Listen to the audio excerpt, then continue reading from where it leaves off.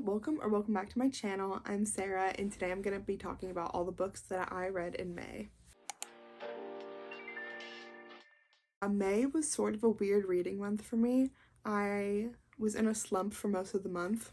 I did end up reading 9 books, which is pretty good, but I didn't have fun reading during the month. It sort of felt like a chore, an obligation, which is just not how a hobby should be, you know? I never was super excited to pick up a book. There's a few exceptions. There was a couple books that I really had a fun time with this month, but the rest I was just not into. I'm already having a better reading month in June. I already finished a book that I really liked, and I'm just excited to keep reading. So that is a good sign that I'm coming out of my slump, which is awesome because the worst feeling for an avid reader is just not wanting to read. It's like you lose your identity. So yeah, enough about that. I'm just going to talk about the books that I read in May. First book that I finished in May was The No-Show by Beth O'Leary. If you don't know, The No-Show is about 3 separate women who all get stood up on Valentine's Day, but it happens that they got stood up by the same guy, and you follow all 3 of their perspectives, and possibly the man's perspective. I don't quite remember, but at least the 3 women. I think the man too. So you follow all of their perspectives and you sort of see how they intertwine and connect. And I gave this book a 3.5 overall. I enjoyed it, but something about it felt a little rushed at the end for me. I did like the ending. I sort of saw it coming. I was listening to the audiobook in 5 or 10 minutes before the twist happened. I was like, that's definitely what happened. So that sort of took away some of the enjoyment, but I still did really like it. It just wasn't a standout, and I really liked Beth O'Leary's other book, The Flat Share, a lot better. So, I don't know, this one just was not my favorite, but it was still super enjoyable, and I do recommend you read it. Next up, in the month of May, I read Idol by Louise O'Neill. I'm pretty sure I heard Jack Edwards talking about this either late last year or early this year, and I'm pretty sure he really enjoyed it, which I immediately bought it from Book Depository because I'm pretty sure this isn't sold in the US. It might be, but at the time when I purchased this book months ago, when I saw that Jack Edwards video, I could not find it anywhere in the US. Now Book Depository is shut down, so I don't know where you could purchase this book. Hopefully it's available in the US now. But long story short, I really liked this book. This book follows our main character, Samantha, and she is a life coach sort of blogger. She is sort of cult-like what she does. Not really, but cult-like wellness YouTuber, vlogger personality, you know? The book, and in that book she talks about her sexual awakening with her best friend when they were teenagers. So her best friend from the time, Lisa, contacts Samantha and says, I don't remember this the same way as you do. I thought it was sexual assault. So then we go from there where Samantha is like, I did not assault you, and Lisa does believe that she assaulted her. And it's sort of told like a mystery. It's not super thrilling, but it is just what would you do in this situation? And you sort of follow them as they reconnect and talk about it, and it was really interesting, and I enjoyed it a lot. Had a lot of good commentary about privilege and social status and stuff like that, and I thought it was super interesting, and I did like that it read like a thriller. I gave this one a 4-star. I recommend it, and I am interested to read other books by this author. Next up, I listened to the audiobook of You Shouldn't Have Come Here by Geneva Rose. I ended up giving it a 2.5 overall, but honestly could be a 2 because I don't really remember much about it. Last audiobook, I listened to it in a day, at a sitting. It just was not my favorite. This book follows a woman who goes to an Airbnb and stays there, but the male owner of the Airbnb is not leaving. He's staying on the property as well. This has creepy vibes, and most of it, there's no plot. Correct me if I'm wrong, but I did not feel there was much plot to this book. It was a romance book as well. This book reminded me of Things We Never Got Over by Lucy Score, but with more like scary vibes. Not even too scary. No, I'm not describing it well, but I honestly do not remember the plot of this book. It was just not for me. I just remember like listening to it very fast and just being like, okay, let's get this over with. Which sucks because I really liked Geneva Rose's second book. I haven't read A Perfect Marriage, but I did read One of Us is Dead, and I really liked that book. So I guess she's hit or miss for me, but I do love Geneva Rose as a person. Her TikToks are so funny. So Geneva. But this book was just not my favorite, and that's okay. This was a very audiobook heavy month, and next I listened to the audiobook of Shrill by Lindy West. I was interested in this book because this book is what inspired the Hulu show starring Adie Bryant, also called Shrill, and I love that show, and I love Adie Bryant. Oh my god, I love Adie Bryant. So when I like realized it was based off of this memoir, I was like, that's so fun, let me check it out. And it's been sitting on my shelf for like 2 years. I enjoyed it. I liked that the audiobook was told by Lindy herself. I thought it was interesting. This book really just is a memoir about Lindy's life and the fat phobia she has experienced in her life. That's a big part of the book. So I enjoyed listening to it. I can't say that it was like my favorite memoir I've ever read, but that feels like a shitty thing to say because this is just her life story, and who am I to judge her life story?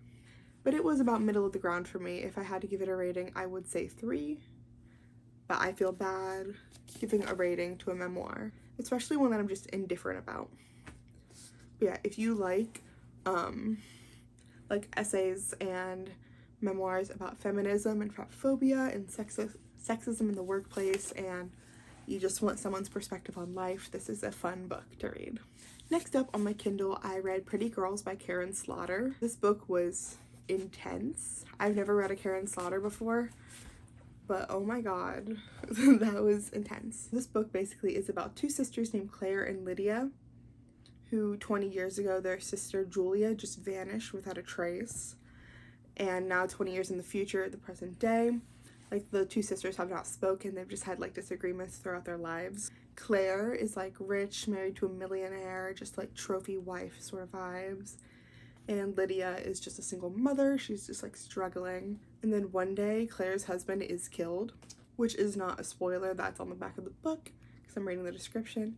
And that is like the first chapter. That's just how the book starts. And then you're just trying to figure out, is the disappearance of their sister 20 years ago related to Claire's husband dying in present day? And it is just the most intense book I've ever read. It was phenomenal. I gave it 4 stars because it just didn't give me that 5-star feeling, but it was super well written, super uncomfortable, it worked. And there was a Taylor Swift quote in it, which I thought was fun.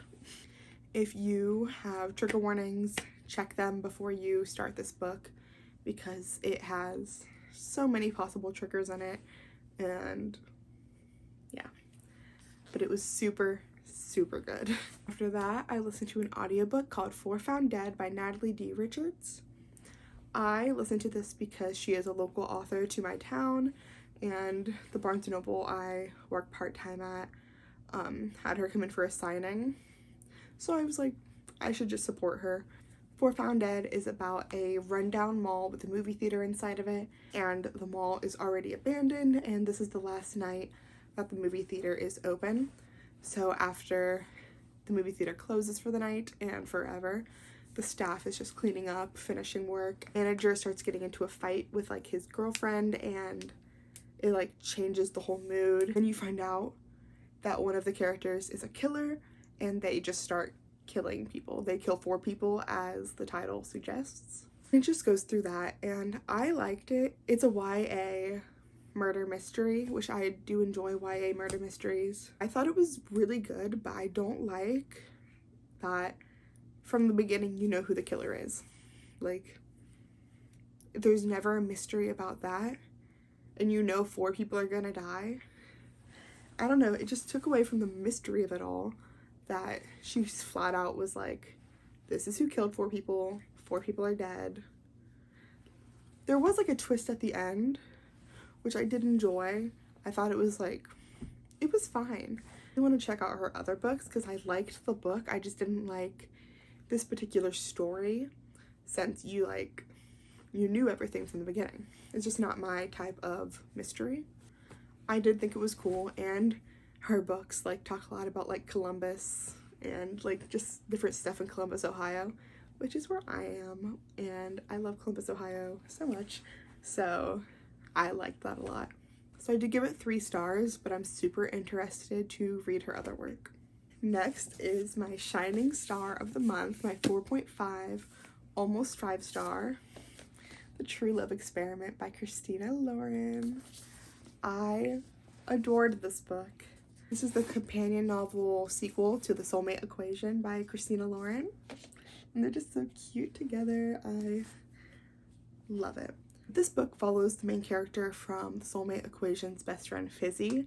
And Fizzy is a romance writer who really doesn't believe in love anymore. And she gets scouted by this like TV producer named Connor. And Connor like picks her because he thinks that she's going to be a great host for this new TV show, like a reality dating show that like uses the app from the first book for it to like find love. And it was just so cute. There's a scene where they go to like a boy band concert, and it's literally giving One Direction. Like the whole time I was like, oh my god, they're at a One Direction concert. It was so cute. The thing holding this back from being 5 stars for me is that the beginning was sort of slow, and I just wasn't buying in to their like relationship. It was very like lust based, and I didn't think it was like built on much. But then like as the book went on, they really formed a connection that I just loved. Please read this little series. It is so good. Next up, I read Mistakes Were Made by Meryl Wilsner. A big mistake that was made was me reading this book. I fucking hate this book. Oh my god. This was such a highly anticipated book for me. I got it for Christmas because I put it on my list because I was like, I need this book. And I just got around to reading it. And it was so bad. It was so bad to me. I've seen other people love this book. It's just a personal thing. The writing is good. Because in like February or March, earlier this year, I read her other book, Something to Talk About. And oh my, I almost gave Something to Talk About 5 stars. It was a 4.5. I loved that book. It felt so romantic and genuine and beautiful. But this book just sucked. I'm so sorry, Meryl Wilson, if you're watching. But oh my god. I liked the premise, but like reading a whole story about that, it just rubbed me the wrong way. I gave it a 2 star, but I sort of want to lower it to a 1. So it's about the 2 main characters named Cassie and Aaron.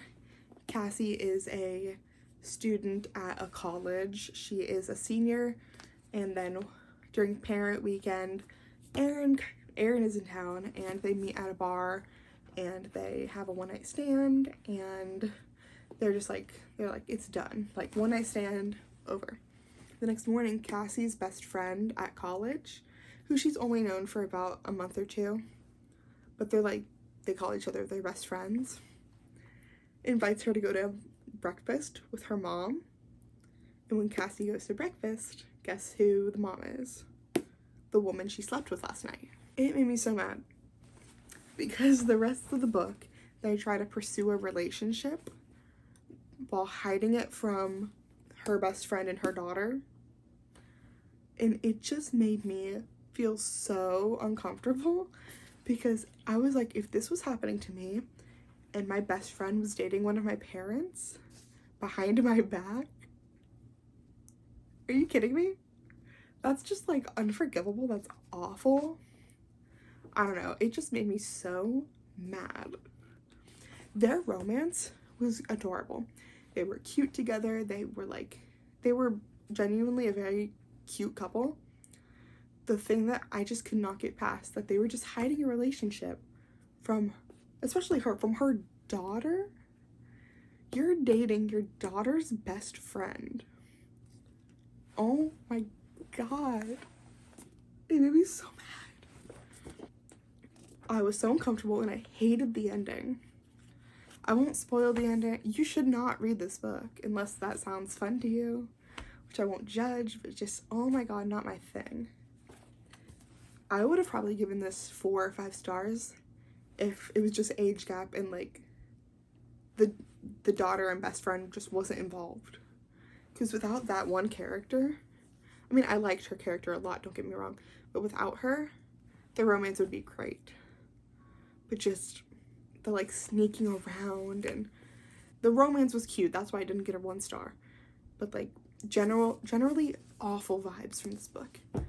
Awful vibes. And lastly, for the month, I listened to the audiobook of You Have a Match by Emma Lord. I liked this book. I gave it a 3.5 stars. It's about this girl who takes a DNA test with her 2 best friends because her friends are adopted, so they want to see like who their birth parents are, but like they don't really find any match, I don't believe. But it follows our main character who does find a match on her DNA test. It says she has like a full sister that she has never heard of in her like 16 years of life. And then like her and the sister meet up and they like go to a summer camp together. It is a YA novel. And they go to summer camp and they like try to figure out why their parents hid them from each other. And I liked it. I thought it was cute. It was fun. It wasn't a mystery, but I did like that mystery element of like, why didn't their parents talk about this and stuff. That part was super interesting to me. Did like it. I like the summer camp atmosphere. I like YA books like that. And yeah, it was a quick and easy listen and I just enjoyed it. I think I'll listen to her other books or read them because it just had like wholesome, cute little vibes and just like a perfect easy read. So yeah, those were the 9 books that I read this month. I wish I liked them more than I did. I only really super enjoyed 3 out of the 9 books that I read this month, but what you gonna do about it? Thank you so much for watching, and I hope that you liked the video and that you like and subscribe and stay tuned for my next video.